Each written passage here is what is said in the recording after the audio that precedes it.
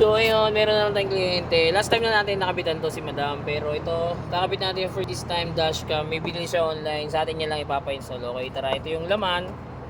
Ayan. Tapos ito yung pinaka dashcam niya. Ayan. So tara, kabit na natin to. Mag-umpisa tayo sa likuran. Kabit na natin yung reverse cam. Kaya nabaklasan natin yung pinaka cover nung ito yun. Nung Innova ni Ma'am. So kabit na natin yung pinaka camera.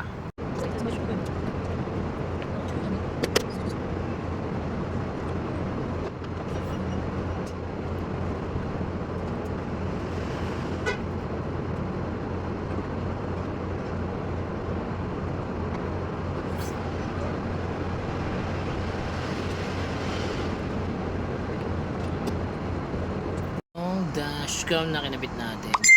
Okay, tara, let's go. Testing na natin yan. Ito na-install na natin yung dashcam na nabili ni Ma'am online. Ayan. Sa mga gusto magpa-install, may mga meron ng dashcam or Android head unit dyan, pwede nyo ako i-message para install natin yan. Don't forget to like and follow na rin. Salamat. Ingat!